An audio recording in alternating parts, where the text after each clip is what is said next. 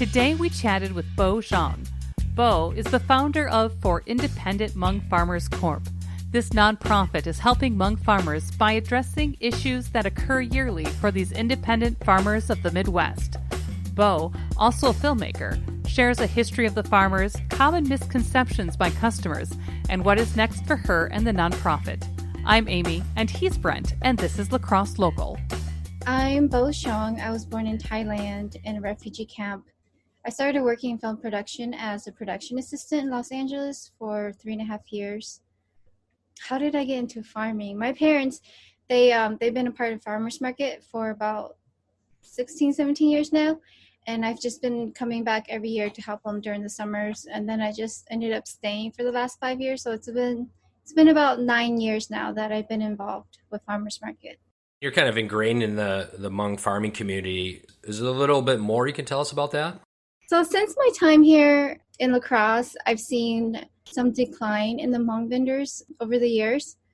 I can start with 2016. There were about 27 produce vendors at Onalaska Festival Foods Farmers Market, and 21 of them were Hmong produce vendors.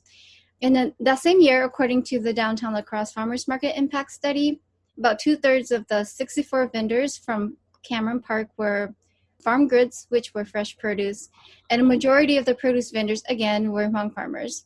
And then you can start seeing the decline. In 2017, there was only 21 produce vendors, and 20 of them were Hmong, so that's one less.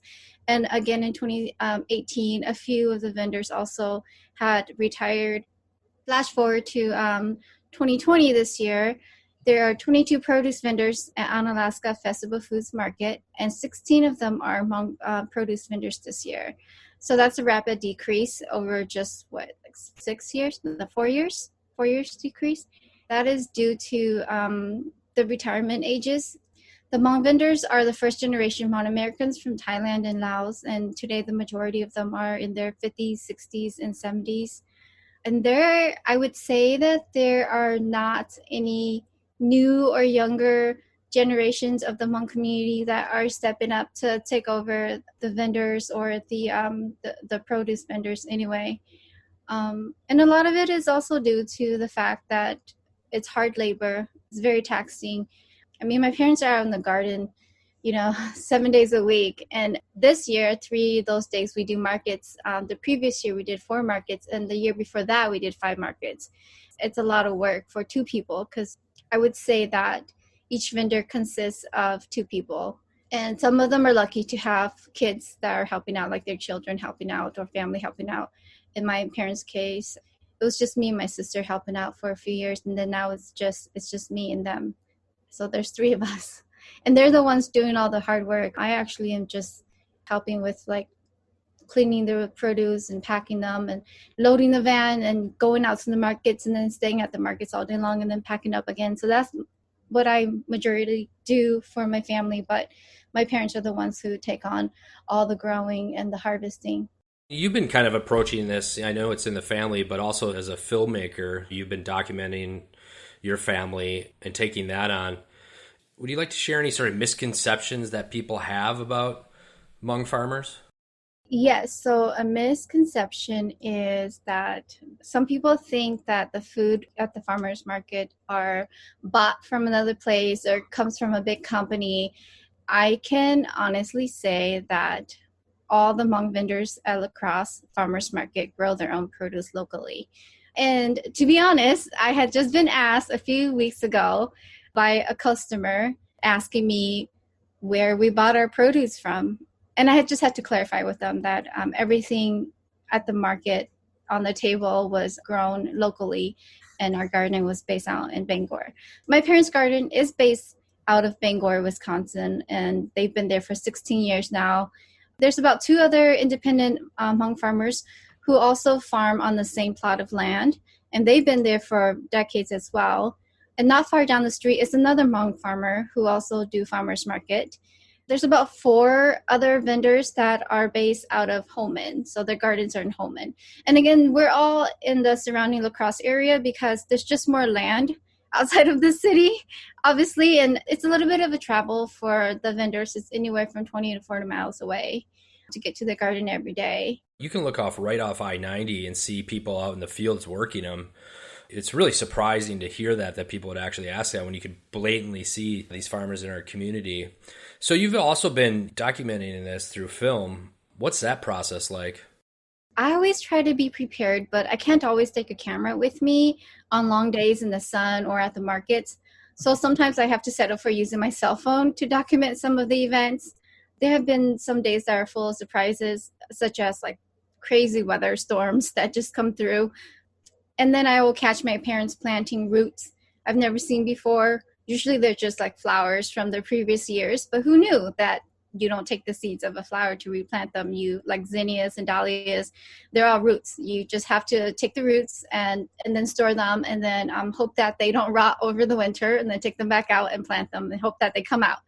Or sometimes I'll catch them using tools I've never seen before, or tools they made themselves that will make the workload easier, or just traditional tools that they've used from overseas that they're used to, they're familiar with. And it helps them work the field more efficiently. I get to see the beginning from seed startups to planting them in the ground, to harvesting, and then to cleaning up the land again at the end of the fall seasons every year. And something, I feel like something really magical kind of happens, because my parent takes the seeds from produce that they harvest that year. Like, let's say tomatoes were really good that year. They'll keep all the seeds from different tomatoes and cucumbers, that as much as they can, that they won't sell. And then they'll dry them up, and then they'll store them just around the house. Literally, you'll come home and you'll just see a bunch of dried seeds all over the counters. They'll dig up all the roots of the flowers again, and they'll keep some of the potatoes, because potatoes are roots. We're eating roots, and they just regrow, they just resprout in the wintertime inside our house. So our house is kind of like a tiny little greenhouse, but technically it's not, because they're just laid out everywhere on every counter possible in the house. And then they cover up the fields of strawberries with hay. They make sure the rest of the land is prepared for the winter, because we have asparagus and strawberries and raspberries and rhubarbs that come back every year, that have been in the ground for more than a decade. They just keep coming back every year. So there's a lot of preparation that goes into the land right after the farmer's season ends, so that it can be ready again for the following year, and so that they can survive the winter. And then the cycle happens all over again. How has COVID affected the farmers? The market opened later this year, and there are new rules in place to make the market safer for everyone. Again, these vendors, all the vendors at farmers market are small businesses. So obviously what all the small businesses around town are going through, they're also been impacted by it. All the vendors are required to wear masks and have hand sanitizer at every market. Customers are notified through like websites. They're not allowed to touch the produce, and sometimes we have signs telling them so. They can still pick their own items just from 6 feet away. We usually bring like a few items up to like closer to them, just tell them they can't touch it, but which one they would like. So they do still get their own choices or first pick. There is less of a turnout of customers this year, and majority of the Hmong vendors do this job full time. They rely on the income every year during the market season to live out the rest of the year until the following season comes again. So obviously it's been a tough adjustment for them, and it's been difficult financially as well. As a filmmaker, you're invested in this community. It seems like a real personal story for you.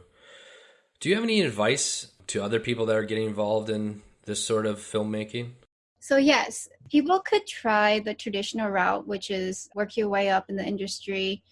That means starting out as a production assistant, which is what I did for many years, and other high-profile professionals have done that as well. And it's worked out for some, and it hasn't worked out for some.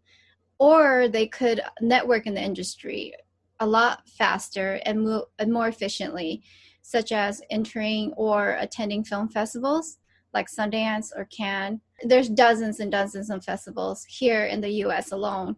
A lot of them are independent film festivals. So it's not too hard to get a documentary or something that you've made entered in a festival. It's getting it noticed and seen and talked about. That is your own work that you have to put in.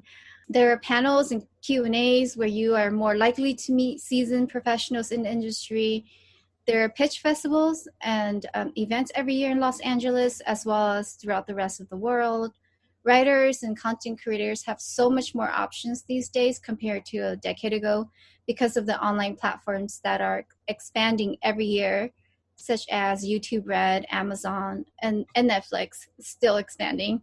It's a people business. So mentorship is also very important. I would say that if your goal is to be a writer or a filmmaker, then go and meet and work with people that are actually making films or shows for a living. So what's next for you? I'm not sure entirely. I will continue to help my parents with their garden. Obviously, the personal goal for myself is to be working as a writer and filmmaker full time. So I will continue to build professional relationships and work on my craft. So where can people find out more about you or farming, or what would you like to share? I started a nonprofit last year called For Independent Hmong Farmers. And we have a website for that. It's online, and it's literally just For Independent Hmong Farmers Corp. For now, the goal is to bring awareness and advocate for the Hmong vendors who are independent farmers. And in the future, I hope to raise funds and start programs that can help this community people.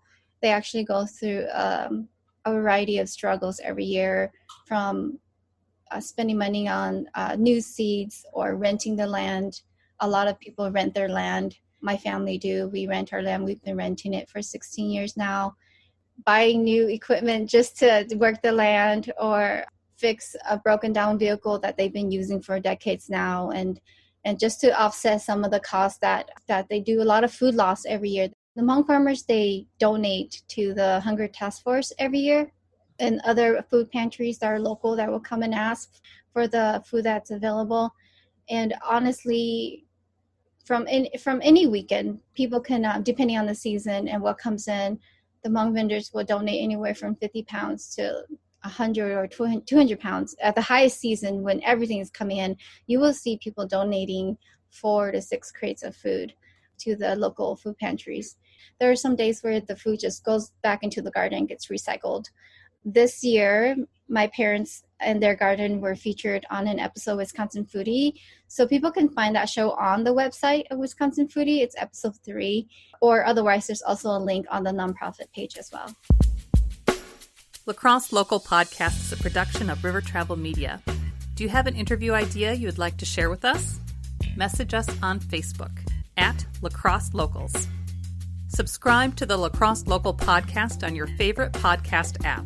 If you like us, rate us 5 stars. We thank you for it.